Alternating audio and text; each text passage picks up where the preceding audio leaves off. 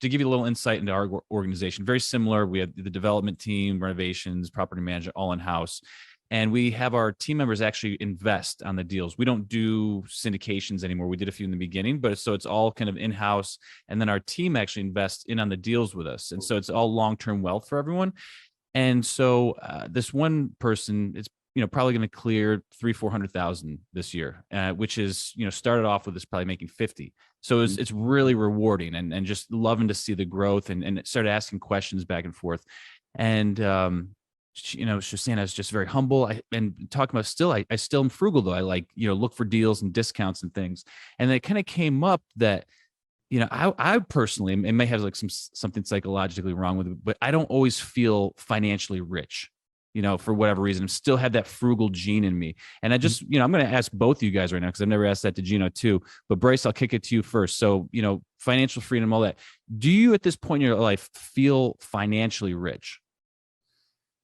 I suppose it's a weird question, right? And it hit me yesterday, and that's why I wanted to ask it. Yeah. When you ask it like that, I would answer it in no, because there's so much more growth to happen, and I've got the future goals and everything like that. But then at the same time, I would say yes, because I have everything I need. I have a complete abundance. I have complete control and choice in what I do with my time. And I've got my beautiful drum kit behind me here, and I get to play that whenever I want.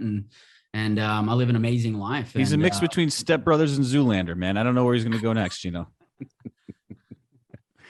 So it's kind of like a gray answer, really, because partially, yes, like absolutely. I feel super abundant, man. Like I feel super abundant in all the areas of my life: health, wealth, relationships, spirituality, having fun. But I've got so many more goals, and there's so much more to contribute. And so it's a weird question, man. It really, it kind of stumped me yesterday. And I was like, I don't know that I'm ever going to feel completely fulfilled with anything though, either. That's the weird thing. Cause I love, chasing and growth and all that too. So Gino, what say you? I'll give you a little intervention. What's going on with you is very similar to me. Is when you're born, the first 7 years of your life is basic a money blueprint. That's your blueprint, and you bring it on, and you do things subconsciously. Like you are actually arguing with me about, bro, I'm not buying another mic for my condo. I'm like, Jake, it's $100, bro. And I buy like $500 mics. All right, so I don't know what kind of cheap shit you're doing. Here's my point. My point is, I am very similar to you.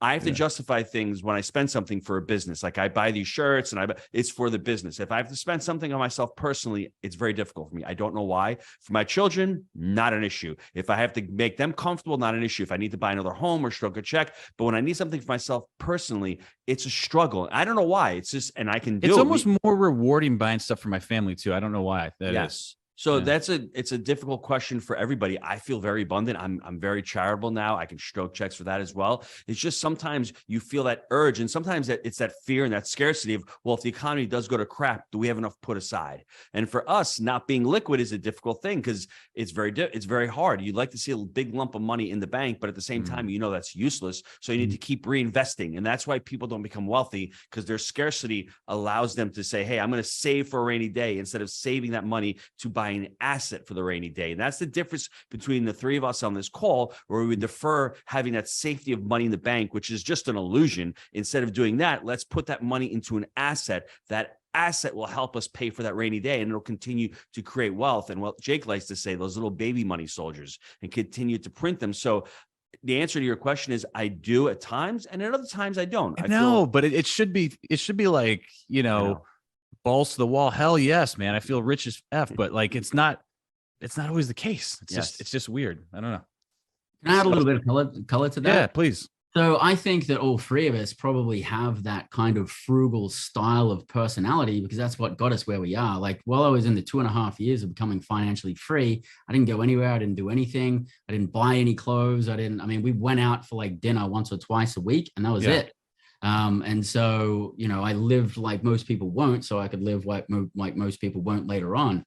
And I think that kind of like frugal choice in how we're going to spend our money and being wise and like wanting to invest more than like splurging on stuff is very important. But over the last couple of years, I've also like really been stepping into the fact of like, hey, abundance is putting more out, getting more back. And so we've got to be comfortable with spending that money as well.